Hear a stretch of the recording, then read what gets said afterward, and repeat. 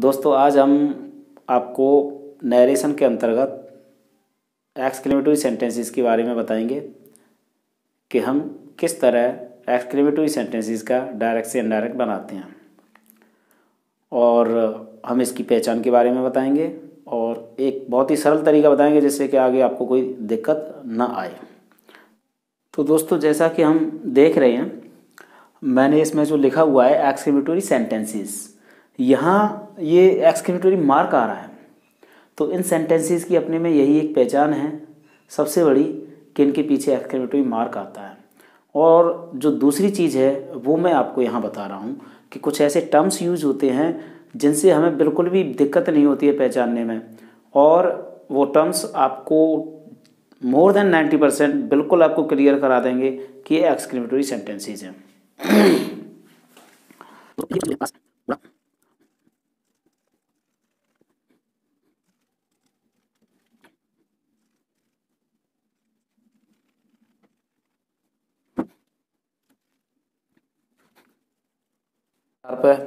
अब दोस्तों सबसे बड़ी बात यह है कि ये तो रहे हमारे कुछ पहचान सूचक शब्द जिनसे हम पहचान सकते हैं कि ये सेंटेंस हमारा एक्सक्लेमेटरी सेंटेंस है। लेकिन इनके पहचान लेने से हम डायरेक्ट बना लेंगे, इनडायरेक्ट बना लेंगे, ऐसा नहीं होगा ना। जब तक इनके लिए हमें कोई ठोस चीज़ नहीं मिल जाएगी और एक सरल तरीका नहीं मिल जाएगा, हमें इनमें दिक्कत होगी। अक्सर लोगों को दिक्कत होती है, बहुत सारे तरीके होते हैं, अलग अलग लोगों के अलग अलग तरीके होते हैं, लेकिन फिर भी भाव के अनुसार यहाँ पे हमें चीज़ें देखनी होती हैं। तो दोस्तों इसको बिल्कुल सरल तरीके से समझने के लिए हमारे पास हम यहाँ दो चीज़ें बताएंगे, ज़्यादा नहीं है। एक, अगर हमारे पास सैड है तो सैड को हम एक्सक्लेम्ड विद इसमें कन्वर्ट करते हैं।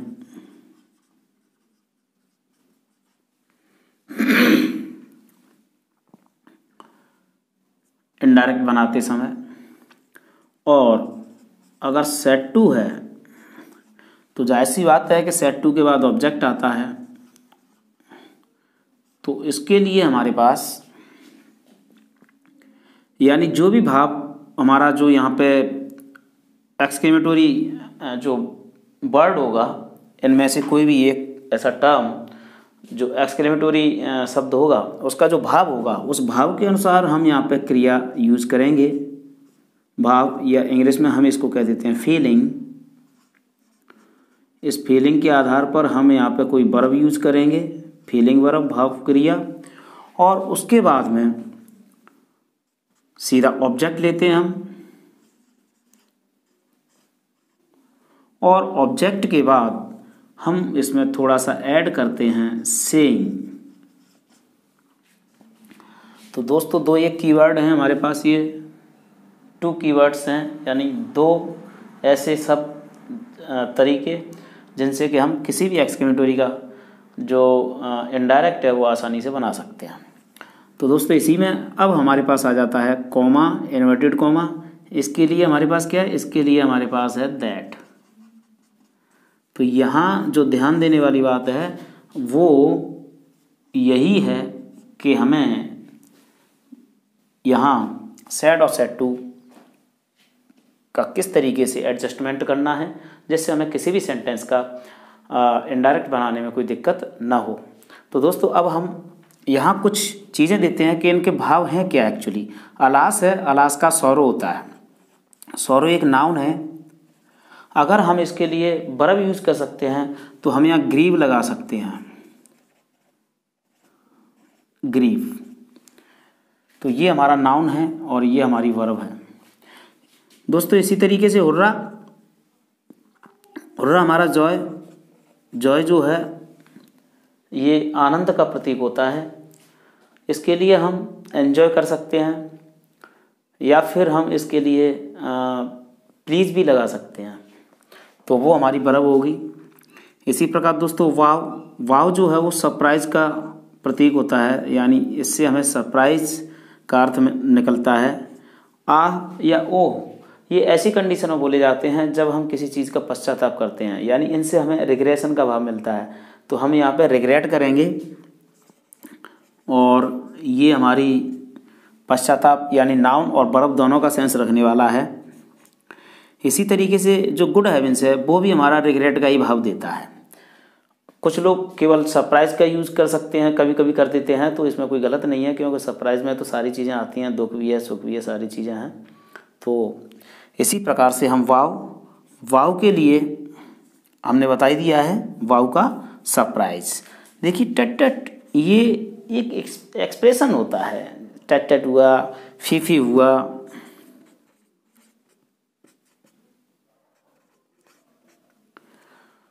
तो ये दोनों ही टर्म जो हैं वो कंटेम्प्ट यानी हेट या घृणा या नफरत को शो करते हैं, और नफरत को एक्सप्रेस करने की वजह से इनके लिए जो उपयुक्त शब्द है, जो भाव है, वो हम कंटेम्प्ट या हेट लिख सकते हैं यहाँ। तो कंटेम्प्ट कर देते हैं, या अगर किसी को परेशानी हो रही है कंटेम्प्ट को याद करने में तो वो हेट भी लिख सकता है। दोस्तों यहाँ सबसे बड़ी बात है हमारी व्हाट और हाउ के साथ अक्सर कर यहाँ पर हम गलतियाँ कर जाते हैं, जबकि गलती करने वाली ऐसी कोई बात है ही नहीं है यार, बड़ा आसान है। तो दोस्तों यहाँ हम देखते हैं कि what a plus adjective plus noun, अगर ये कंडीशन आ रही है तो ऐसे में हमें इनके लिए जो लगाना होता है भाव, वो ये लगाना होता है कि और जो एडजेक्टिव है इसकी जगह पे वेरी, और जो सॉरी और जो व्हाट था वो वेरी, और जो एडजेक्टिव है वो प्लस एडजेक्टिव हमारा बना रहता है, और इसके बाद में नाउन, यानी हमें इन्हें थोड़ा सा कन्वर्ट एडजस्टमेंट करना होता है। इसी प्रकार से हाउ के साथ भी अगर यही कंडीशन है तो हाउ के लिए भी हम यही करेंगे, और अगर व्हाट या हाउ के साथ अ प्लस नाउन है तो इसके लिए हम लगाते हैं अ प्लस वेरी और स्ट्रेंज, और उसके बाद में प्लस नाउन। तो दोस्तों कभी कभी यहाँ क्या आता है कि कुछ ऐसे एडजेक्टिव होते हैं जो ग्रेट लेते हैं, तो कभी कभी हम यहाँ ग्रेट का इस्तेमाल कर देते हैं। ऐसे एक आध दो ही सेंटेंस होते हैं, ज़्यादा नहीं है। जैसे हाउ फूल आई एम, तो हम इसको कहेंगे how a great fool I am. तो इस तरीके से हम यूज करेंगे। अब आ जाता है ब्रावो। तो दोस्तों ब्रावो जो है वो प्रेज या एप्लाउड, तो प्रेज या एप्लाउड, प्रेज हमारा नाउन और वर्ब दोनों का काम करता है, जबकि जो एप्लाउड है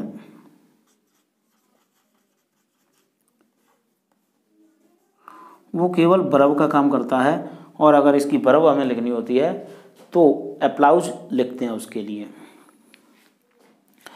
दोस्तों व्हाट और हाउ के लिए हमें एक चीज़ का और ध्यान रखना होता है कि इन दोनों के लिए हमें अपनी तरफ से ये सेंस देना होता है कि ही या सी जो भी है सब्जेक्ट एक्सक्लेम्ड विद सरप्राइज, यानी इससे पहले हमें एक्सक्लेम्ड विद सरप्राइज और तब कॉमा इनवर्टेड कॉमा की जगह दैट लगाते हुए ये जो इनके भाव हैं हम इनको उसमें यूज करते हैं इनडायरेक्ट में।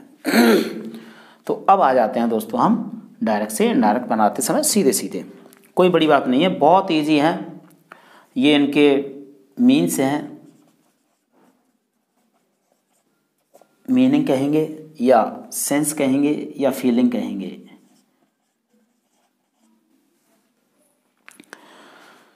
तो दोस्तों अगर हमारा कोई सेंटेंस लिखा है डायरेक्ट नरेशन में, जैसे he said alas I am ruined, तो अभी हमने बताया है कि अगर बात सैड की हो रही है अकेले की तो एक्सक्लेम्ड विद, और जो इसका भाव है तो एक्सक्लेम्ड विद सॉरो। तो हम इसको लिखेंगे दोस्तों ही एक्सक्लेम्ड विद सॉरो, और उसके बाद दैट, बाकी सेम वही तरीका, ही वाज रेन्ड। तो ये हमारा उस समय है जब सैड दिया हुआ है। दोस्तों अगर यही सेंटेंस हमारा सेट टू के साथ में दे दिया जाए, यानी एग्जाम्पल अगर हम यहाँ पे दूसरा लिखते हैं, example second,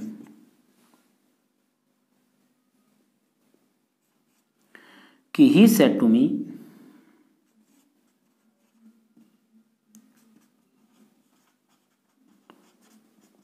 he said to me, comma inverted comma, alas I am ruined। दोस्तों बिल्कुल भी घबराने की जरूरत नहीं है, हम अभी बता चुके हैं कि यहाँ सेट टू का हमें क्या करना है अब भाव के अनुसार। तो भाव क्या है हमारा, अलास, अलास यानी सौरो। तो सौरो को हमें यहाँ नहीं लिखना है, सौरो अगर हम लिखेंगे तो दिक्कत आएगी।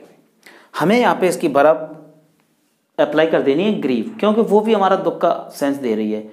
जब हम ग्रीव को यूज करेंगे तो वो डेफिनेट हमारा सेंस देगी, और ग्रामेटिकली आगे जो यूज हैं उसमें कोई भी किसी भी टर्म के साथ किसी तरह की कोई गलती नहीं होगी।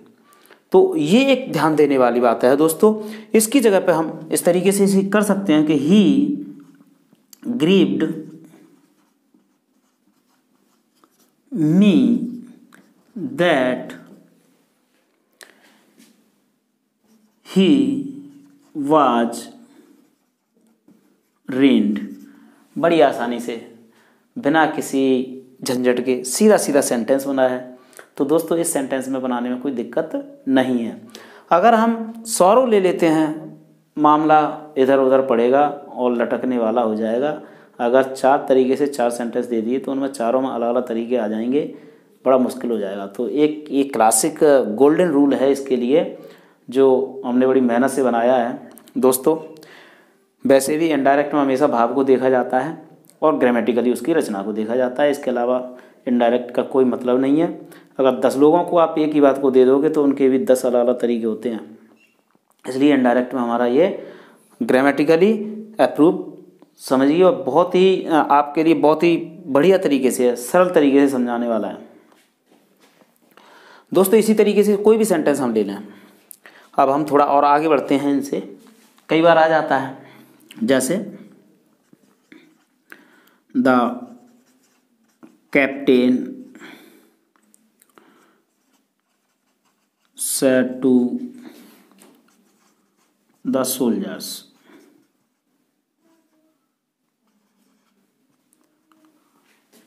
bravo,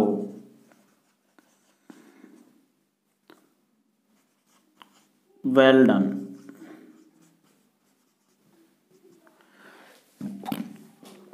तो दोस्तों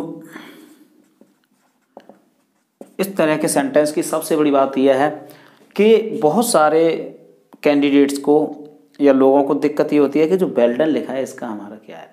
तो हम कभी भी इसको वेल डन तो लिखा है, लेकिन हम इसको जब भी पढ़ेंगे हम इसको पढ़ेंगे you have done well, you have done well. और जब इनडायरेक्ट में, अब यहाँ दूसरी चीज़ है हमारी ब्रावो। ब्रावो का जो सेंस है प्रेज। अब इसकी जो वर्ब है हमारी, हम वर्ब यूज कर सकते हैं दोस्तों, प्रेज्ड कर सकते हैं या एप्लाउडेड कर सकते हैं। तो द कैप्टेन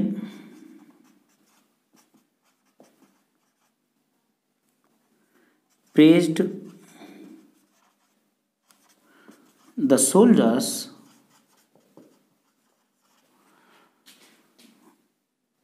सेइंग,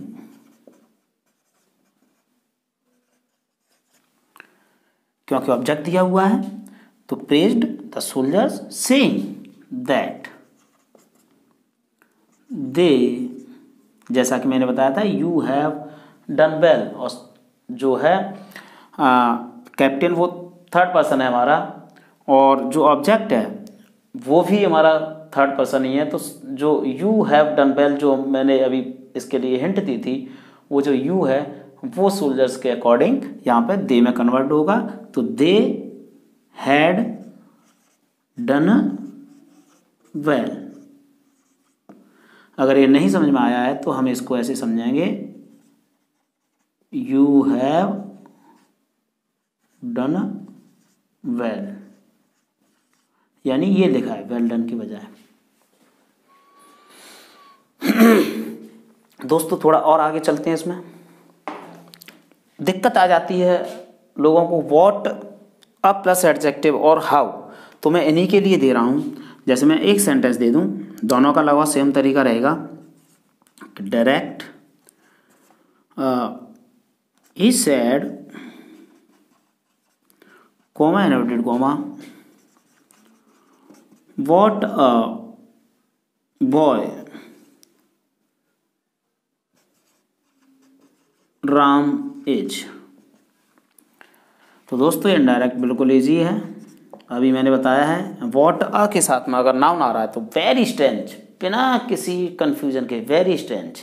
अब वेरी स्ट्रेंज का आप यूज़ करेंगे, नाउन लगाइए तो ही, और जो सैड है वो एक्सक्लेम्ड विद है ही है, तो ही एक्सक्लेम्ड विद, मैंने अभी बोला था कि इनके साथ एक्सक्लेम्ड विद सरप्राइज, ये हमें अपनी तरफ से लगाना है। तो he exclaimed with surprise that Ram was a very strange boy। दोस्तों चाहे यहाँ वॉट लिखा हो चाहे यहाँ हाउ लिखा हो, दोनों का जो इनडायरेक्ट है वो सेम वे में बनेगा, इसलिए कन्फ्यूजन की कोई ज़रूरत नहीं है। अब हम बात चलाते हैं आगे कि वॉट या हाउ के साथ अ प्लस एडजेक्टिव आ जाए, ऐसी कंडीशन में क्या करना है, तो देखते हैं आगे। दोस्तों यहाँ है Ram said how beautiful the Taj is. बिल्कुल भी कंफ्यूज होने की ज़रूरत नहीं है, ये सेंटेंस हम बनाएंगे राम एक्सक्लेम्ड विद सरप्राइज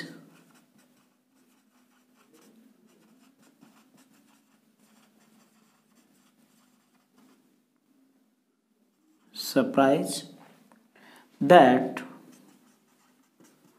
ध्यान देने वाली बात यह है दोस्तों कि ताजमहल आज भी एग्जिस्ट कर रहा है, और जो चीज़ें वर्तमान में एग्जिस्ट करती हैं हम उनके लिए कभी भी टेंस चेंज नहीं करते हैं। तो यहाँ ये एक यूनिवर्सल ट्रुथ की तरह ही यूज किया जाएगा, और हम यहाँ लिखेंगे that the Taj is very beautiful, जैसा कि हमने अभी बताया है इनके लिए।